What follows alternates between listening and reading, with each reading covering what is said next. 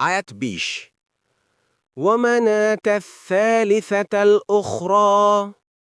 অনুবাদ এবং তৃতীয় আরেকটি মানাত সম্পর্কে তাফসির ১ নং ফুটনোটের বিবরণ। অর্থাৎ মুহাম্মদ সাল্লাল্লাহু আলাইহি ওয়াসাল্লাম তোমাদের যে শিক্ষা দিচ্ছেন, তোমরা তো তাকে গোমরাহী ও কুপথগামিতা বলে আখ্যায়িত করছ।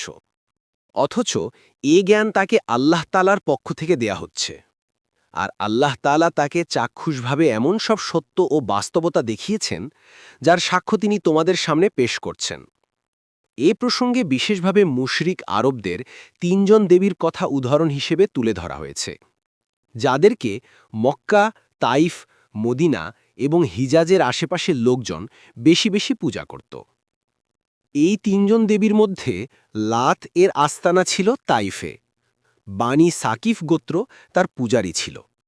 লাত শব্দের নিয়ে মতনৈক্য আছে, পণ্ডিতদের মধ্যে মতনৈক্য আছে। ইবনে জারির তাবরির জ্ঞানগর্ভ বিশ্লেষণ হচ্ছে এই শব্দটি আল্লাহর শব্দের স্ত্রীলিঙ্গ। এর অর্থ ঘোড়া বা কারো প্রতি ঝুঁকে পড়া।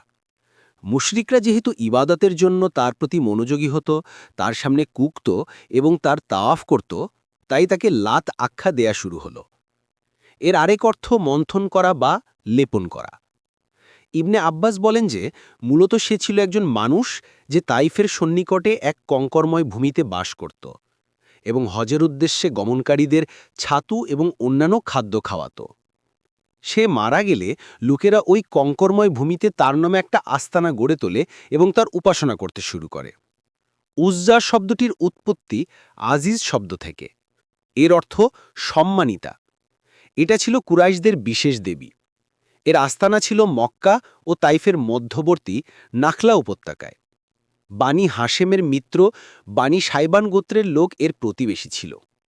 কুরাইশ এবং অন্যান্য গোত্রের লোকজন এর জিয়ারতের জন্য আসত, এর উদ্দেশ্যে মানত করত এবং বলিদান করত। কাবার মতো এই স্থানটিতেও কুরবানি বা বলির জন্তু নিয়ে যাওয়া হতো এবং এটিকে সমস্ত মূর্তির চেয়ে অধিক সম্মান দেয়া হতো। মানাত এর আস্তানা ছিল মক্কা ও মদিনার মাঝে লোহিত সাগরের তীরবর্তী কুদাইদের মুসাল্লাল নামক স্থানে।